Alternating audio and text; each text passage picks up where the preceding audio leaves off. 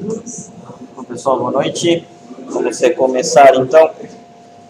Na aula passada, a gente terminou, na aula 3A ainda, né? A gente terminou nessa parte aqui de relacionamentos, correto? Pelo menos é o que eu tenho gravado até aqui, ó. Tá? Então a gente iria começar aqui. Nós iniciamos a parte do quê? De identificação das entidades, né? Comentamos que as entidades elas fazem o quê? O agrupamento dos atributos. Nós comentamos alguns atributos especiais, como que, por exemplo, a chave primária, correto? Qual é a função da chave primária? Justamente fazer a identificação, certo? Única para todas as tuplas dentro da entidade. Ou seja, né? A chave primária, ela é a única, ele é o único campo que realmente não vai se repetir dentro de uma tabela, correto? Bom, além disso daí, a gente começou a ver alguns tipos de outras chaves, né? Como, por exemplo, chave estrangeira e chave secundária. A chave secundária a gente comentou que é uma chave que não necessariamente é necessário ter numa tabela, mas é no sentido de a gente, na utilização do sentido de a gente otimizar, por exemplo, pesquisas, né? Pensando numa base de dados grande, o nome provavelmente seria uma das chaves secundárias que a gente precisaria ter. Uma coisa que eu fiquei dúvida da chave secundária. Por exemplo, você sabe que você vai querer fazer uma pesquisa por ordem do nome. Sim. Eu poderia fazer uma view, fazer um select, um order? Mesmo assim, a view, ela só é vamos dizer assim, ela só é um objeto para ela pegar e achar o seu dado. Se ela não tem chave secundária, a performance da view ela fica ruim ainda. Tá? Então, a view depende da tabela, depende dos índices criados na tabela para ela poder funcionar bem. Tá? Ela não faz, sozinha ela não faz. E que a chave secundária duplica praticamente a tabela? A chave secundária é ligada à tabela. Mas ela duplicaria a tabela para deixar em ordem? Não necessariamente duplicar. Ela precisa de algum espaço para justamente criar uma mini tabela, vamos dizer assim, para poder, na verdade, fazer esse índice. Ela tem que criar uma ordenação, essa é a verdade. Quanto mais chaves secundárias eu tenho numa tabela, melhor para consultas. Pior para inserção, atualização e deleção.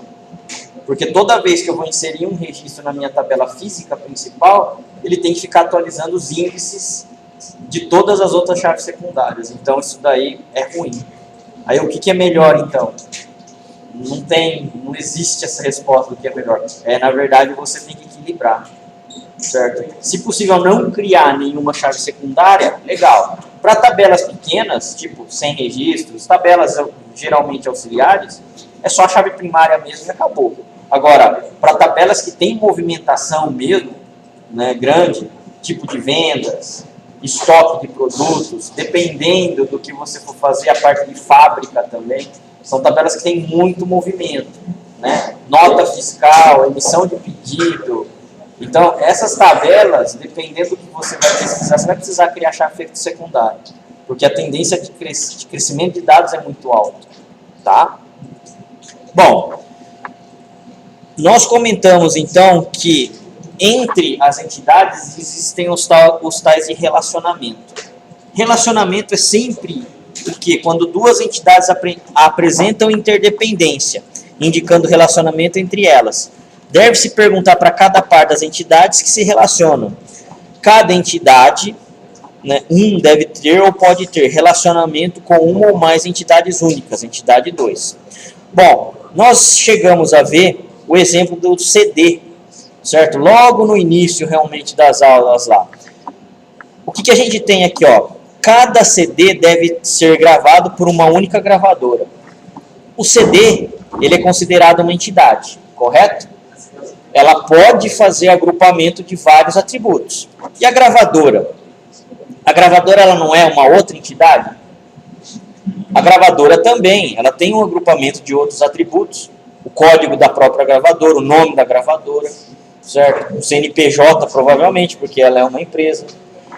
Um CD, cada CD deve ser gravado por uma única gravadora. Então aqui, ó, essa parte é o nosso relacionamento entre as entidades, correto? Geralmente, o relacionamento entre duas entidades ou mais é sempre seguido de uma ação, certo? Por quê? Porque quando a gente lê uma frase, a gente vai ver isso daí, vai ter basicamente um verbo ali para estar fazendo isso daí para a gente, correto? Cada gravadora pode ter um ou mais CDs, cada autor pode ter escrito uma ou mais músicas. Ó, autor, a gente não pode considerar como uma entidade. E música, também. O estar escrito ou ter escrito aqui, ó, é aqui a nossa relação entre as entidades. Correto? Então, é nessa forma que a gente vai ver, a gente vai conseguir descobrir quais os relacionamentos entre elas.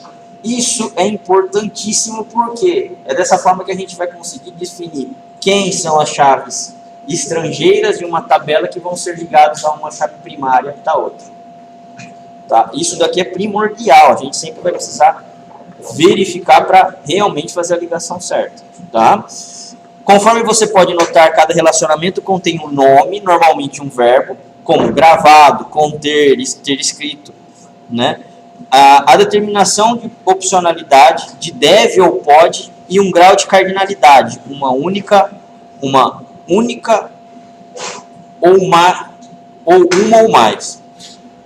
Sempre que eu tiver um relacionamento entre entidades, a gente vai ter esses caras aqui, ó, a tal da cardinalidade. Cardinalidade é o grau em que as duplas se relacionam entre as entidades. Nesse caso aqui, ó, cada autor pode ter escrito mais de uma música. Um único autor pode escrever quantas músicas? Várias. A nossa cardinalidade aqui é de um para muitos. Correto? Uma música pode ser escrita por quantos autores? Vários. Então, o relacionamento entre música e autor não é de um para muitos, e sim de muitos para muitos. Eu posso ter muitas músicas escritas por muitos autores. Correto? Então, isso é um pouco confuso no começo, tá? Mas a gente vai começar a fazer os exercícios e aí eu acredito que fique um pouco mais claro. Correto? Mas é sempre nessa base de pergunta que a gente tem que pegar e tentar descobrir qual é o grau de cardinalidade. Tá? O banco de dados por si só, ele não vai saber exatamente o que é cardinalidade. Isso daí é um conceito. Agora que a gente está vendo o quê? Para se formar o MER. Para o banco de dados, é só chave primária estrangeira. É isso que ele entende. E, obviamente, baseado nisso, certo? Aí sim ele vai montar certo. Isso daí muito provável que a gente faça no Axis, inclusive, que é um banco que é mais tranquilo de a gente enxergar essa parte de cardinalidade. Bom, tipos de relacionamento. Há 3 tipos de relacionamento, também conhecidos como cardinalidade. Um para muitos e muitos para muitos.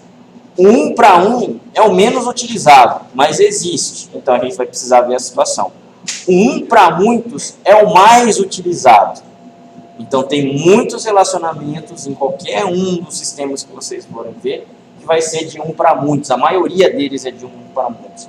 Ou de muitos para muitos, que também tem. Mas ainda acredito eu que o de um para muitos seja o mais utilizado. Tá? Bom, relacionamento de 1 para 1. Ocorre sempre que uma entidade tiver uma única incorrência para cada ocorrência da outra entidade. Sempre que houver esse relacionamento, deve-se perguntar se realmente são entidades distintas ou elas podem ser unidas. Normalmente, ao checarmos a chave de ambas as entidades, chegamos facilmente à conclusão se as entidades devem ou ser ou não unidas. Da mesma forma, deve-se perguntar se o relacionamento sempre será 1 para 1 ou se existe a possibilidade de amanhã se virar muitos. Nesse caso aqui, ó, o que a gente tem? 2 entidades, correto? Departamento e gerente. Quais são alguns atributos que departamento teria? Funcionários? Número de funcionários poderia ser. Área, Tamanho do departamento poderia ser? Endereço do departamento. Hoje, necessariamente, uma empresa ela não tem um único lugar, um departamento específico. Ela pode estar em N, né? Ela pode estar segmentada. Então, local, certo? E gerente, quais as características ou quais são os atributos que um gerente poderia ter? Nome, CPF, RG, salário, número da chapa dele, correto? São todas características dele. Então, são os atributos. Entidade, gerente, departamento, todos concordam aqui? Eles conseguem agrupar, então, atributos, correto? Eu tenho aqui um tal de relacionamento, ó, que é representado por esse símbolo aqui, tá? Entre uma entidade e outra, certo? Temos um relacionamento de que tipo? De 1 para 1. O que quer dizer isso daqui, então? Eu tenho um único departamento que é gerenciado por um gerente. Aliás, eu tenho departamento que são gerenciados por um único gerente. E um único gerente gerencia um único departamento. Mas poderia até ser ele, né? Se você tiver numa empresa, que não é muito comum, porque isso daí dá um pau desgraçado, de ter muitos gerentes que gerenciam muitos departamentos, poderia ser de M para M.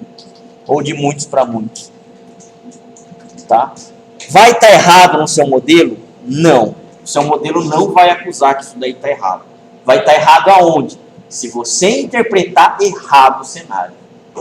Se o cenário está falando que existe um único departamento para um único funcionário, cara, um único departamento para um único gerente é de 1 para 1 relacionamento. Então, a gente precisa saber interpretar a situação para construir o modelo. Tá? Isso não tem jeito. Se você colocar em gráfico aqui, ele vai aceitar de N para N. Correto? Se você colocar no banco de dados, ele vai aceitar de N para N. De muitos para muitos. Correto? Essa parte, pessoal, é muito importante porque é a interpretação. Certo? Por isso que o bom levantamento de dados, a não dúvida do negócio, realmente, agora, tem que ser colocado em prática para não realmente ter problemas como interpretação que a gente está vendo. Tá? E é o que mais vocês vão ver. E é o que mais vai ter. Por quê? Na hora de você for fazer lá a entrevista com o usuário, na parte de engenharia, começar a anotar, fazer os levantamentos, entrevista, questionário, o usuário nem sempre ele vai saber. Aliás, uma boa parte do tempo ele não vai saber. É a sua função tentar descobrir se realmente é aquilo. Com mais de um usuário, com o chefe, certo? Você tem que fazer esse papel, porque ele não vai fazer isso por você, o usuário não vai querer nem saber. Tá? E se interpretar errado, provavelmente você passe toda essa parte de especificação do seu modelo para o DBA que vai realmente construir, ele vai fazer em cima do que você especificou errado. E a parte de programação, a mesma coisa. Se você der uma cardinalidade M para M, sendo 1 para 1 real, cara, o programador lá vai ver a tabela e vai falar, opa, aqui eu tenho que fazer uma tela de muitos para muitos. Já era, ele vai fazer errado. Então, é um problema grande. Tem que realmente, a gente tem que prestar atenção, interpretar bem, para deixar o mínimo possível de brecha. Tudo bem?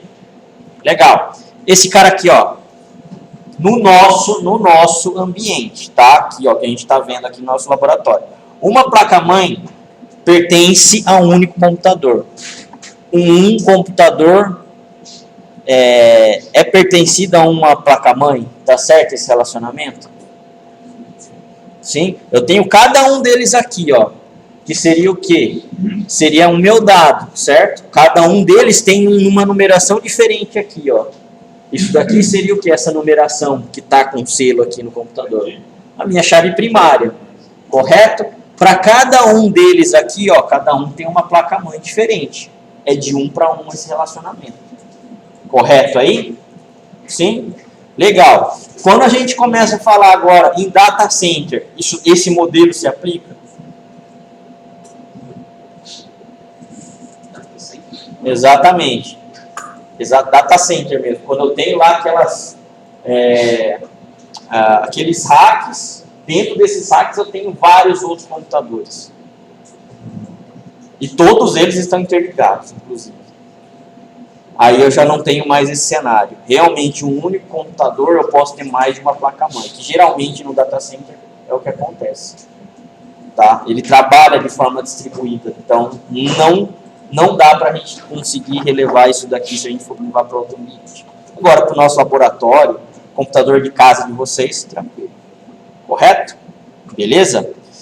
Se uma entidade de um conjunto de entidades só pode estar associada a uma única entidade de outro conjunto de entidade e vice-versa, então dizemos que o relacionamento é de cardinalidade de 1 para 1 ou 1, 2.1 aqui também. Ó. Pode ser representado dessas duas formas. Então, um funcionário trabalha num único departamento, tá? Seria um outro exemplo. Agora aqui, eu tenho aqui relacionamento de 1 para N ou N para 1. Ocorre sempre que uma entidade se relacionar com uma ou mais tuplas da outra entidade e esta se relacionar apenas com uma tupla daquela entidade. Esse relacionamento é o mais comum e fácil de ser analisado. Nesse caso, parte de onde o relacionamento é 1 contém os dados básicos das entidades, pois é a chave primária dessa entidade, e o lado que contém muitos fará parte da lista de atributos não chave. Aqui, ó, no caso lá das gravadoras, duas entidades, o CD e a gravadora. Uma gravadora, ela pode patrocinar, gravar quantos CDs? Vários, N. Agora, um CD pode ter quantas gravadoras? Uma única, né? Geralmente, então, quando o artista vai lá e faz essa parte de reprodução do seu CD, que hoje já não é mais comercializado assim, mas era, uma única gravadora era exclusiva. Ele pode romper o contrato com a gravadora e no próximo CD ter outro. Tudo bem. Mas nunca um único CD vai ser gravado por duas gravadoras ao mesmo tempo. Correto? Então aqui eu tenho um tipo de cardinalidade de 1 para N. Beleza aí? Esse é o relacionamento mais comum. Um cliente, ele pode fazer quantos pedidos? Um cliente aqui, ó, faz N pedidos. Esses N pedidos podem ser feitos por quantos clientes? Um. Mas eu não tenho vários clientes? Sim, então eu não seria então uma cardinalidade de N para N, de muitos para muitos. Um pedido só pode ser de um cliente específico. Só que um único pedido é de um pedido específico. Correto? Então é de 1 para N. Um único cliente pode fazer vários pedidos. Agora, aquele pedido específico, certo? O pedido 10, 20, 30 é feito por um único cliente, acabou. Correto? Então, geralmente é desse jeito que se trabalha. Mas, por exemplo, aqueles pacotes de voo, por exemplo, eu quero uma família ou aqueles, a gente tem um palco que chama, você fecha um grupo de pessoas para poder fazer um pedido para ele, nesse caso. Alguém tem que pagar. Quem é que paga a conta? Mas aí não seria, mas no caso está falando, né? Está se fazendo o pagamento ou por cadastro de pessoas, vamos supor, um hotel, vai 3 pessoas. Então, alguém no hotel tem que ter um nome principal do responsável lá. Certo? É um único cliente ainda. Aí ele tem 2 acompanhantes. Seria outros campos. Exatamente. Vão ser outros campos, por exemplo, quais são os acompanhantes daquele principal, daquele cliente principal. Tá? Vai depender também, não é uma verdade absoluta, mas a maioria das vezes acontece desse jeito. Tá? Agora aqui, um pedido pode ter quantos itens de pedido? Vários. Um único pedido eu posso ter lá, por exemplo, lápis, borracha, caneta, apagador. Correto? Vários itens.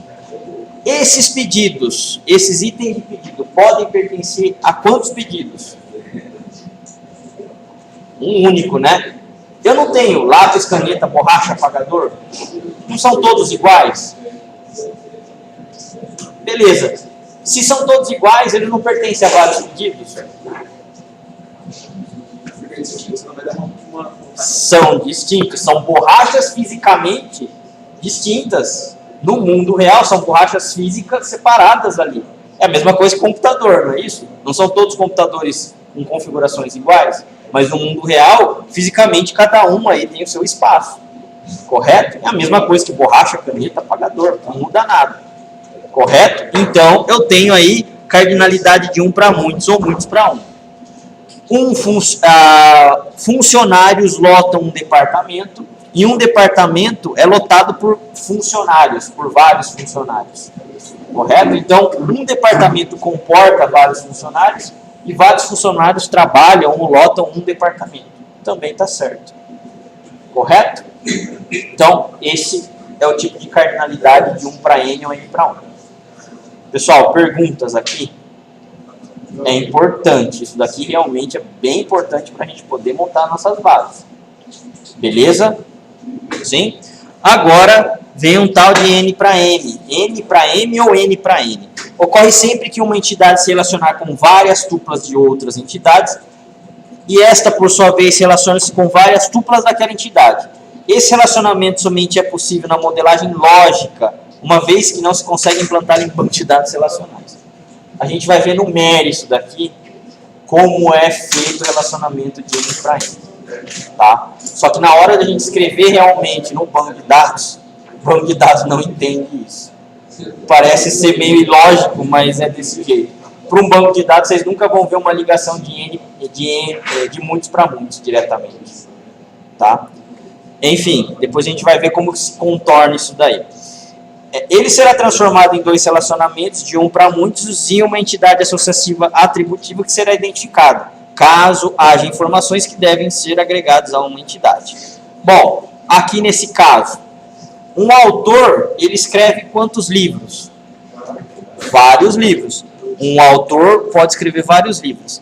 Esses livros, vários livros, podem ser escritos por quantos autores? Vários. Vocês concordam? Um livro, ele pode ser escrito por um autor ou mais, não é isso?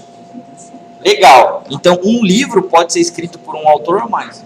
Esse mesmo autor, ele pode escrever quantos livros? Vários. Então, esse caso... Oi? Música e cantor. Música, exatamente. Música, cantor, compositor, a mesma coisa. Uma música pode ser composta, não, né? Cantada, não, mas o compositor não canta. Ou só se ele for cantor também. Escrita, eu acho que é o mais... escrita por quantos? Né? Uma música pode ser escrita por quantos compositores? Vários. Né? 1, 2, e é comum isso acontecer.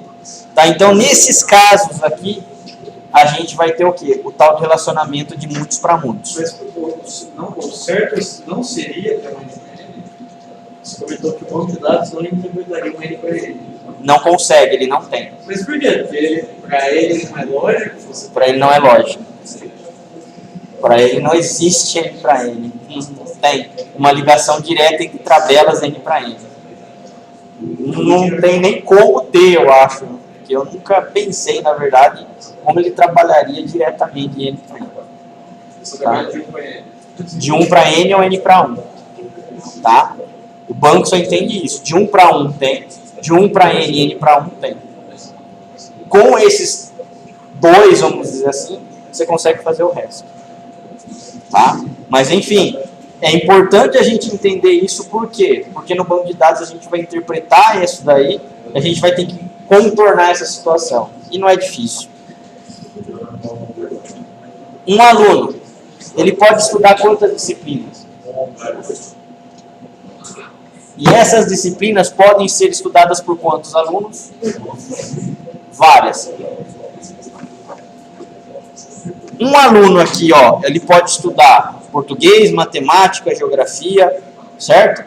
Essas disciplinas, português, matemática e geografia, podem ser estudadas por N alunos, correto? Tranquilos aí? Beleza. Produto e fornecedor. Produto. Um produto pode ser fornecido por quantos fornecedores? Vários, né? No caso de lápis, borracha, caneta, apagador.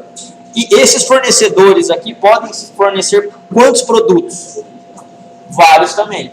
né? E, inclusive tem fornecedor que obviamente não vai bater todos os produtos, né? Entre fornecedores diferentes. Você é obrigado a cotar até em mais fornecedores para às vezes preencher o que você precisa. Atenção! Dependendo da situação que vocês tiverem, produto e fornecedor pode ter cardinalidade de 1 para N, tá? Ou de N para 1. Se eu tenho aquela situação que um único fornecedor é exclusivo daquele produto, não são todos os fornecedores que vão fornecer aquele produto. No caso, turbina de avião, certo? É um dos produtos bem difíceis de qualquer empresa pegar e entregar para você, certo? Então basicamente, do Brasil que a gente tem. A cardinalidade vai ser de 1 para N só. Mas e quando você tem essa exceção? Por exemplo, você tem, nesse caso aí, o MERD quem faz um avião. Seria de N para N, aí teria uma exceção, seria essa, né? Não teria exceção, seria isso daqui. Seria esse caso. Se tiver mais produtos não exclusivos, aí você vai ter que colocar de M para M. Aí o controle tem que ser na aplicação. Aí na aplicação você vai ter que ir lá e consistir se ele é ou não exclusivo, e aí ele vai poder deixar ou não fazer cotação com um ou mais fornecedores. Correto? Então o banco de dados ele vai, na verdade, só dar suporte ao N para N, de muitos para muitos. Bom, um funcionário participa de vários projetos e vários projetos são participados por vários funcionários. Também aqui, bem tranquilo o exemplo. Pessoal, 1 para N e 1 para 1, tranquilos os relacionamentos entre as entidades? Finalmente o M para N. Aliás, finalmente não, né? Acabamos o N para M. Bom, aqui, ó, é que na verdade o que o banco de dados interpreta. O banco de dados ele vai interpretar sempre 1 para N e N para 1 quando a gente tem esse relacionamento de N para N. Um autor produz, né, várias músicas, e várias músicas são produzidas por um autor, correto? Isso daqui seria a nossa cardinalidade que a gente poderia estar lendo. Só que o banco de dados eu não posso fazer essa ligação direta de N para M. Eu tenho que criar uma outra entidade aqui no meio, de 1 para N e de N para 1. Essa entidade aqui do meio, certo? Que está fazendo, entre aspas, né, o nosso relacionamento entre as duas entidades, é que vai suportar o N para N. Para banco de dados, a hora que a gente for escrever ele fisicamente, vai ser desse jeito. Tá? Então é desse jeito que a gente resolve, vamos dizer assim, o problema. Correto? E outras coisas. Um aluno, ele pode cursar várias disciplinas, e várias disciplinas são cursadas por vários alunos, não é isso? Mais uma vez, N para N, muitos para muitos. Quem está fazendo a ligação é essa entidade aqui, o aluno disciplina. Então, o aluno está cursando tal disciplina, correto? Essa entidade, essa cardinalidade de 1 para N e N para 1 é que está fazendo esse papel, então, para a gente, de N para N. Correto? Nesse caso, tem uma chave primária ou duas? Eu tenho uma chave primária aqui no aluno e uma chave primária na disciplina. Certo, mas para ligar a domínio. Eu tenho que ter uma única chave primária, contendo os dois campos. Em uma tabela, pessoal, só pode ter uma única chave primária, tá? Isso é regra. Eu não posso ter duas chaves primárias para uma entidade, de jeito nenhum. Uma entidade só pode ter uma única chave primária. Essa chave primária pode ser simples ou composta. Lembra dessa definição?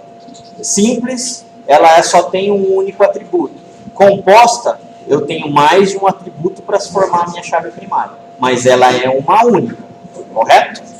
Esse cara aqui, ó, provavelmente vai ter uma única chave primária composta, tá? Para se formar esse cara aqui.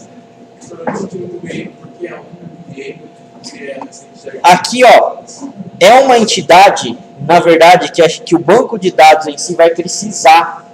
A gente não precisa disso para fazer a interpretação dessa cardinalidade. A gente só precisa disso, né? Ó, que é muito mais fácil, correto? Um aluno estuda várias disciplinas. E várias disciplinas são estudadas por vários alunos. Beleza. Para a gente, para o ser humano, é mais fácil a gente interpretar desse jeito. Para um banco de dados, não. Para um banco de dados, eu vou precisar transformar isso daqui nisso, ó. Um aluno, eu tenho vários relacionamentos entre alunos e disciplinas, e esses vários relacionamentos de alunos e disciplinas está relacionado com uma disciplina. Eu tenho que criar aqui uma no meio, ó. Tá vendo? Entre esse aluno e essa disciplina, eu crio uma outra entidade no meio. E aí eu faço o quê? A cardinalidade entre essas três entidades agora. Sempre vai ser assim. Tá? Eu tenho que, na verdade, quebrar um pouco mais. Para um banco de dados vai funcionar desse jeito. Tá? Mas vai ser meio automático, acho. Por quê? Porque a gente não vai chegar a desenhar dessa forma. A gente vai chegar a desenhar da outra.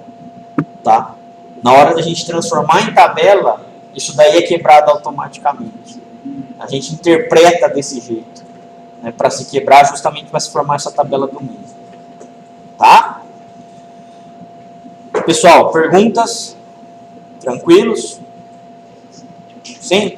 Relacionamentos podem ter atributos, por exemplo, relacionamentos de N para M para indicar a associação de materiais com seus fornecedores, que podem indicar para cada par do relacionamento preço, prazo e lote, quantidade que o fornecedor estabelece para fornecer o material. Então aqui, ó, eu tenho o meu relacionamento de N para M, correto? De muitos para muitos. Materiais são fornecidos por fornecedores e fornecedores fornecem materiais. Posso ter na minha entidade que está relacionando aqui, ó, no caso é o fornecer, aqui atributos como prazo, preço e quantidade. Eu poderia ter prazo, o atributo prazo poderia estar em materiais ou no fornecedor. É o ato de fornecer que ele vai ver o que? O prazo de entrega. Então é aqui, ó, nessa entidade, certo? No ato de fornecimento de materiais é que ele vai ver o prazo de entrega. Então o prazo tem que realmente estar aqui. E o preço? O preço poderia estar no materiais, não poderia? Oi?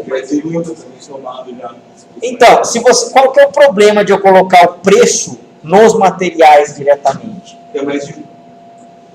Até aí cada material teria o seu preço. Não teria problema. Mas aí cada fornecedor tem um valor para ele. Cada fornecedor tem um valor para ele. E o tempo também. O próprio valor do material, ele não vai se alterando conforme o tempo. Tá? Se eu colocar aqui, ó, já era. Basicamente, o meu preço está congelado. Certo? Então, no ato do fornecimento, daqui a 60 dias, daqui a 90 dias, eu estimo que meu preço do material esteja X, Y, Z de preços. Correto? E a quantidade também. Né? Não pode nem pertencer a materiais e nem a fornecedores. Então, esse cara aqui, ó, tem a entidade de fornecedores, ela pode ter, e é comum ter, atributos também. Correto? Bom, existem aí as entidades fracas, esse conceito. Há casos em que uma entidade de um conjunto de entidades está vinculada à existência de outro conjunto de entidades.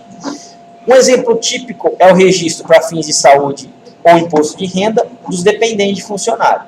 Disse então que os dependentes é um conjunto de entidades fraco. O conjunto de entidades funcionários é às vezes chamado de conjunto pai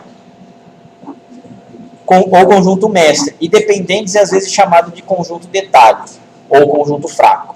Nesse caso aqui, ó, um funcionário ele pode ter quantos dependentes? Então, de um para muitos, correto? Beleza. Existe dependente se não existir funcionário? Não. Você não consegue ir lá, por exemplo, uma empresa, coloca no plano de saúde o dependente se nem existe o funcionário. Correto? Então, esse cara aqui, ó, quando a gente tem, às vezes, essa situação, é chamado de entidade fraca. Só vai existir dependente se existir o funcionário. E a entidade forte, nesse caso, ou pai ou mestre, é o que a gente chama aqui da entidade funcional. O relacionamento também tem que colocar como fraco. Você pode colocar aqui também que o relacionamento entre entidades forte e fraca é formado, então, por duas linhas aqui. Correto? Oi? Você vai pensar no exemplo que o relacionamento não seja Cliente-fornecedor. Precisa existir o cliente para existir o fornecedor? Não, os dois são entidades fortes. Um é independente do outro.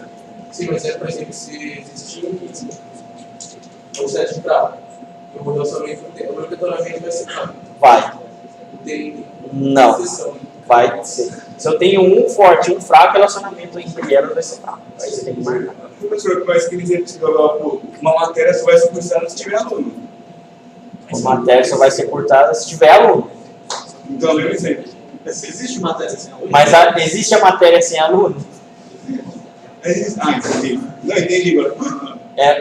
Vamos dizer assim, para se formar a turma, aí tudo bem. Teria que ter entidade Mas também. as duas entidades, disciplina ou matéria e aluno, são independentes. Duas são fortes. Então nesse caso a luz seria forte, né? Sim, nesse caso da disciplina. Esse daqui é o fraco e forte que a gente está vendo aqui. Tudo bem aí, pessoal?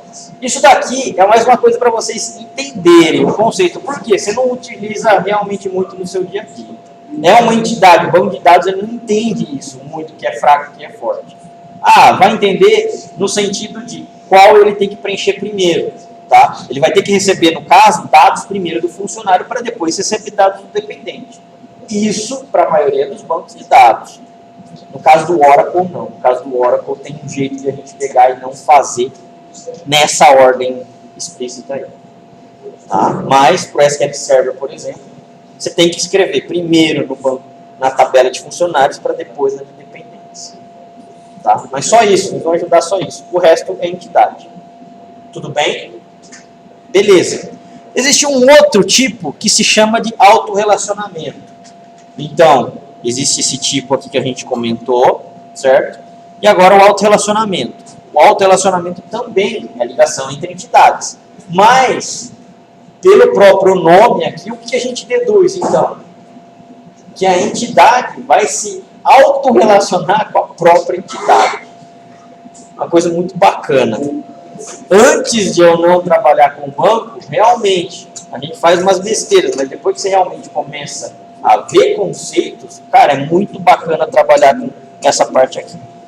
Vamos lá. Muitas vezes queremos fazer o relacionamento de um conjunto de entidades consigo mesmo. Por exemplo, dado um conjunto de entidade de peças, queremos saber quais são as peças que são componentes dadas peças ou, dadas peças, quais peças têm como componente.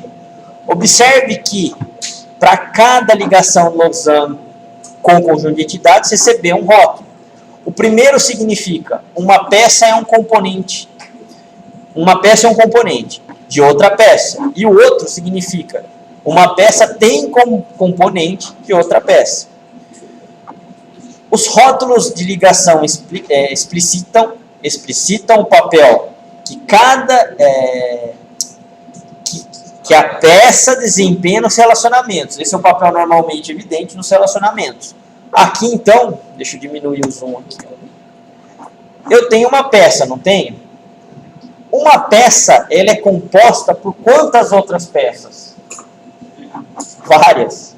Então, aqui, ó, eu tenho a minha parte de relacionamentos com ela mesma. Mas a composição seria uma entidade ou não? A composição é uma entidade, é uma ligação.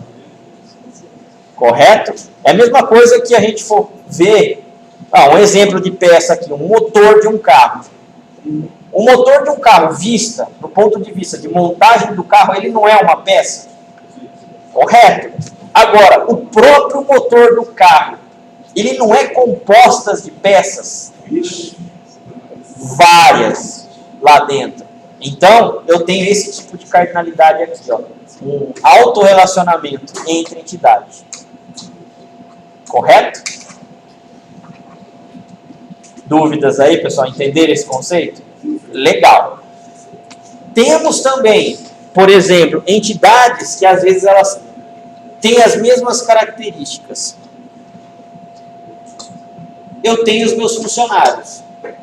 Eu tenho os gerentes dos meus funcionários. Os gerentes, eles não são funcionários?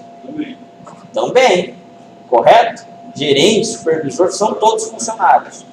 Beleza. Eu preciso criar, então, uma entidade gerente e entidade funcionário para dizer quem é gerente de cada funcionário? Não, porque o gerente tem todas as características de um funcionário. Tá? O nome dele vai ser igual ao do funcionário, o atributo. O CPF, o RG, a chapa, correto? Data de admissão. Então você não cria duas entidades. Você pode falar que a entidade funcionário, ela é autorrelacionada com a entidade gerente. Aliás, ela é autorrelacionada pela entidade gerente. Nesse caso aqui, ó, componentes. Esse é um banco de dados, como que elas se comportariam?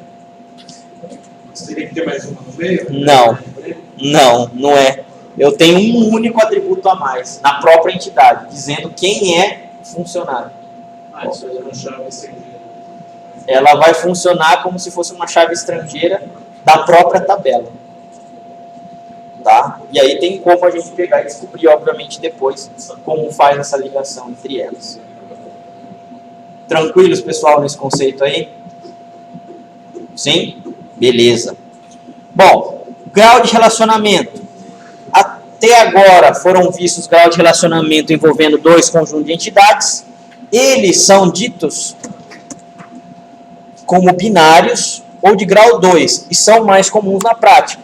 Grau de relacionamento é o número de conjunto de entidades envolvidos no relacionamento. A figura abaixo mostra um relacionamento de grau 3 entre professores e alunos de disciplinas. Então aqui, pessoal, o que a gente viu, ó, é só esse tipo aqui, correto? De um para outro, de outro para um. Beleza. Isso daqui é o tipo de relacionamento de grau 2 ou binário, correto? Só que existem alguns graus de relacionamento desse tipo aqui, ó. 3. Eu tenho professor, alunos e disciplinas sendo envolvidas. E esse relacionamento aqui, ele chamou de PAD. P de professor, A de alunos e D de disciplinas. Para um único professor, eu tenho vários alunos que cursam várias disciplinas. Certo? Para vários alunos que cursam várias disciplinas, eu tenho um único professor. Para várias disciplinas, eu tenho um único professor que leciona essa disciplina, né? Porém, eu tenho vários alunos. Então, eu tenho esses tipos de leituras aqui, quando eu tenho, né, relacionamentos de grau 3 ou mais. Obviamente, quanto mais ligações de entidades aqui, mais difícil é de interpretar o meu modelo. Isso é um pouco incomum, mas pode acontecer. Tá? Pode acontecer quando a gente está fazendo os exercícios ou mesmo um banco de dados real. Tá? O mais comum é grau 2 mesmo que a gente tem. Tudo bem aí? Sim? Beleza. Bom, aqui eu tenho o quê?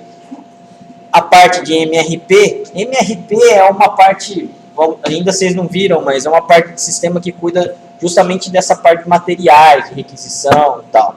Quando o material já chegou no seu estoque mínimo, o MRP ele precisa ir lá e fazer toda essa verificação para justamente pedir um outro armazenamento, um outro pedido para estocar esse produto que já está começando a ficar em falta, enfim. Aqui nesse caso, um relacionamento de grau 3, ó, materiais, requisições e pedidos. Né, ó, eu tenho os usuários fazendo as requisições de materiais, o MRP precisa fazer pedidos conforme ele vai lendo, interpretando essa balança que ele tem, né, de produtos mínimos e tal. E aqui eu tenho o quê? A parte dos materiais, quais são realmente os materiais que ele precisa. Tá? Eu tenho aqui ainda como atributo quantidade requisitada e quantidade pedida. Tá? Nem sempre o que eu peço, né, o que eu requisito vai ser realmente reposto. Às vezes eu peço 20, sei lá, vem 10 para mim do material. Então tem essa diferença, quantidade pedida e requisitada. Agregações. Há casos em que os relacionamentos de grau 2, de grau superior a 2, não capturam regras de negócio desejada, por exemplo, no relacionamento triplo MRP. Bom, essa separação de funções implica na existência de dois relacionamentos distintos. O segundo é chamado de agregação, porque o relacionamento de materiais como requisição é agregado em um pseudo conjunto de entidades. Por sua vez, se relaciona com pedidos através desse relacionamento itens de pedido. Então, aqui, ó, eu tenho aqui materiais e requisições, são duas entidades. Eu tenho itens das requisições, correto? Eu tenho os meus materiais e requisições. Aqui no meio estão meus itens. Beleza. Que por sua vez eu tenho uma quantidade aqui, ó. E eu tenho aqui os meus itens de pedido. Esse cara aqui, ó, os itens do pedido com mais a quantidade pedida, só existe se eu tiver esse conjunto aqui, ó, inteiro sendo feito. Os materiais, as requisições e os itens. Se eu tiver um deles que não aconteceu, não é possível se formar os itens do pedido e mais o pedido. Correto? Então, isso daqui é o que a gente chama de agregação, ó, esse retângulo aqui grande. Por quê? O retângulo que está envolvendo aqui os meus atributos e relacionamentos das entidades, ele está falando mais ou menos o que para a gente? Olha, isso daqui, por conjunto, ele tem que ser o que? Concluído. Depois que isso é concluído, aí sim eu posso ter pedidos com seus itens. Correto? Então é mais ou menos o que o diagrama fala para a gente. Tá? Por quê? Porque o banco de dados em si, pessoal, ele não é uma ferramenta para captura de negócios. A gente não vai conseguir interpretar tudo só vendo a base de dados. É muito difícil. E dependendo da base de dados que você tem, ou a empresa, ou o ramo que você está, é muito complexo o negócio. É impossível a gente descobrir só pela base de dados. Por isso que existe essa parte de documentação, em um ML principalmente, para a gente conseguir guardar os requisitos de negócio. Tá? Para quê? Para não ficar na mão de um usuário, ou de um programador, ou de alguém. A documentação está na empresa. Por isso que existe essa parte de engenharia de software. Tá? E é com essa engenharia, com essa descrição, é que a gente consegue montar os nossos modelos, geralmente. Ok aí? Beleza. Então, isso a gente chama de agregação. Tá? Esse retângulo maior aqui. Ó. Só pode existir pedidos e itens de pedido se houver requisições de materiais com seus itens de requisição com determinada quantidade. Tá? Especificação. As técnicas de orientação a objeto tiveram influência sobre os projetos de base de dados. Uma delas é o conceito de subclasse e herança. Muitas vezes queremos registrar características especiais em certos conjuntos de entidade. Bom, vocês lembram esse conceito de herança? Sim. Sim? Eu tenho uma superclasse, que nessa superclasse eu tenho outras classes que fazem derivação dela, não é isso? As características das minhas classes menores ou derivadas têm as mesmas características da minha superclasse, não é? É mais ou menos isso que acontece em banco de dados. É um conceito, o banco de dados em si não herda, tá? O relacional não tem herança, mas é mais ou menos como funcionaria. Mas isso não é para o objeto? Não, é para o relacional mesmo. É um conceito, certo? Que veio da orientação ao objeto, mas é aplicado no relacional. Eu tenho aqui, ó, a minha entidade funcionário. A minha entidade funcionário tem o nome e o número do funcionário, correto? O meu funcionário, ele pode ser ou secretária, ou técnico, ou engenheiro. Beleza? Então, esse cara aqui, ó, é um símbolo de pode ser. Quando eu tenho aqui, ó, uma bolinha e uma cruz dentro, é um ou exclusivo. Ou ele é um, ou ele é outro, ou ele é outro. E não ao mesmo tempo. Técnico, engenheiro ou secretária técnica aqui, por exemplo. Ou é um, ou é outro, é exclusivo. Correto? Por sua vez, se ele for um funcionário secretária, ele tem línguas aqui, inglês, português, espanhol. Correto? Se ele for um funcionário técnico, ele tem um grau de técnico aí. Correto? E aqui, um funcionário engenheiro, a especialidade do engenheiro. Engenheiro civil, engenheiro naval, engenheiro elétrico. Beleza. Além disso, o meu funcionário, ele pode ser gerente. Correto? Esses caras aqui, ó, é o quê? É um atributo, correto? Esse atributo aqui é só se ele for engenheiro e mais nada. O atributo técnico não tem especialidade, ó, tem grau. O atributo, a entidade, né? Técnico não tem um atributo de especialidade, só é um engenheiro. Tá? A entidade secretário só tem línguas, ó, não tem especialização. Tá? Então, só um engenheiro tem um atributo especialização ou especialidade. Mas eu posso ter um funcionário que é gerente, caso ele seja gerente, caso ele seja engenheiro, os dois aqui, ó, eu tenho um engenheiro gerente. Sendo ele um engenheiro de gerente, eu tenho um outro atributo aqui que se chama anos de experiência. Correto? Então aqui, ó, essa última entidade aqui, o engenheiro gerente, ele tem o que de atributo? Eu tenho nome, eu tenho número, eu tenho especialização e anos de experiência. Ele está herdando todas as características ou os atributos aqui, ó, do engenheiro. Correto? Então, para se formar a tabela dele, vamos dizer assim, eu teria que copiar todos os atributos para esse cara aí anterior a ele. Tudo bem? Isso daqui, então, ó, é especificação. Correto? A gente está pegando de uma entidade mais genérica para mais específica. Para mais específica. Tudo bem? Não é muito comum também isso ter, tá, nos projetos, mas existe. Tá? Bom, esses novos conjuntos de entidades também são chamados de especificações do conjunto de entidade. Funcionários, como nome, indica relacionamento, significa que uma secretária é uma funcionária. Isso possui todos os atributos do conjunto de entidades funcionário. O símbolo cruz ali ou mais, né, significa que a especialização é do tipo ou exclusivo. Ou seja, funcionário pode ser especializado em apenas um dentre secretária, técnicos ou gerentes. Ok? Entendidos aí, pessoal? Beleza. Integridade referencial. Isso daqui a gente vai ouvir bastante quando a gente trabalha com banco de dados relacionais. É um mecanismo utilizado para manter a consistência das informações gravadas. Dessa forma, não são permitidos valores duplicados, nem a existência de valor de referência de uma chave inválida em uma entidade. É também necessário que cada valor de chave estrangeira possua uma única ocorrência na outra entidade a qual ela faz referência. Se isso não ocorrer, fica claro que estamos perdendo informação importante no sistema. A maior parte dos bancos de dados relacionais estabelece esse tipo de relacionamento e impede durante a inclusão, exclusão, alteração de chave estrangeira de uma entidade que não correspondente à chave primária de outra entidade.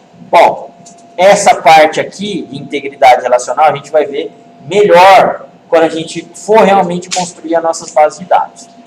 Quando eu tenho ligações entre entidades, sendo elas fracas ou fortes, eu tenho integridade relacional. Correto? Supondo que eu tenho o meu pedido como entidade e o meu cliente. O meu cliente pode fazer vários pedidos, correto? PowerPoint eu acho que fica mais fácil, sei lá. Vou desenhar esse negócio aqui, ó. Branco. Vou tirar esse cara aqui.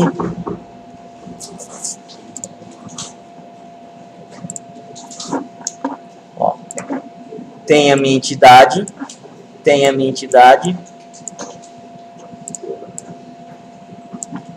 a ligação entre as entidades.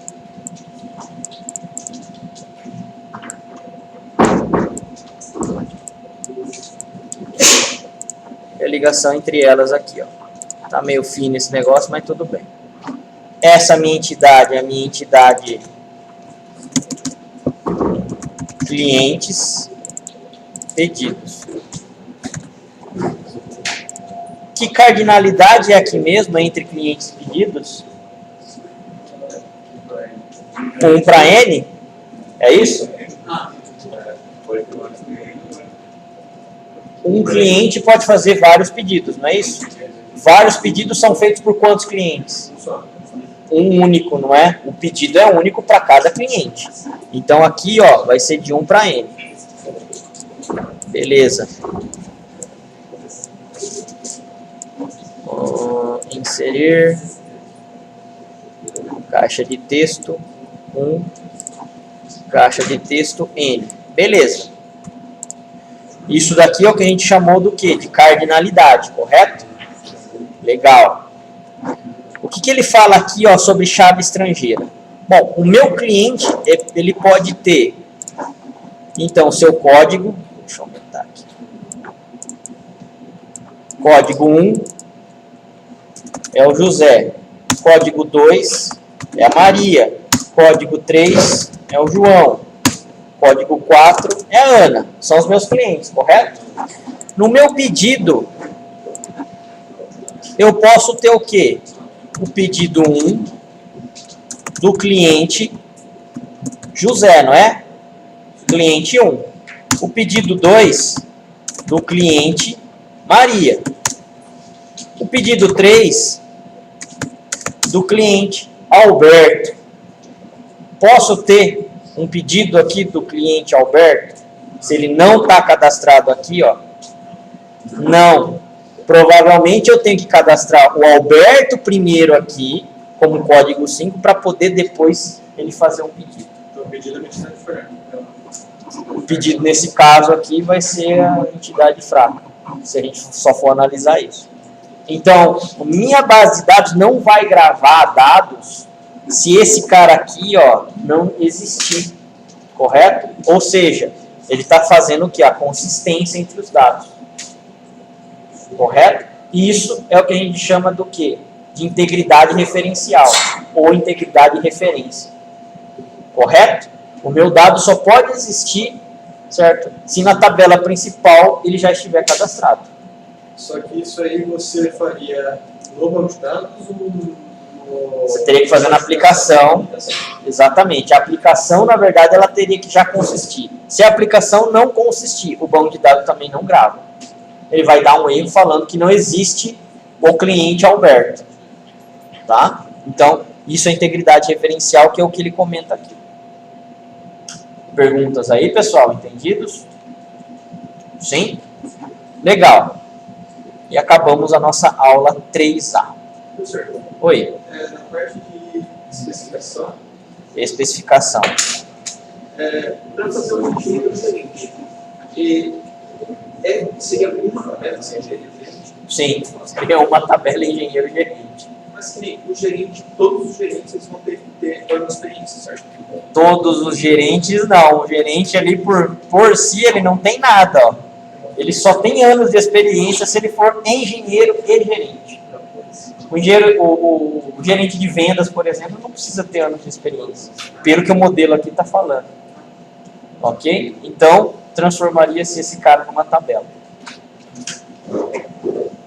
Perguntas mais aí, pessoal? Dúvidas? Não? Legal, então vamos passar para a próxima aula.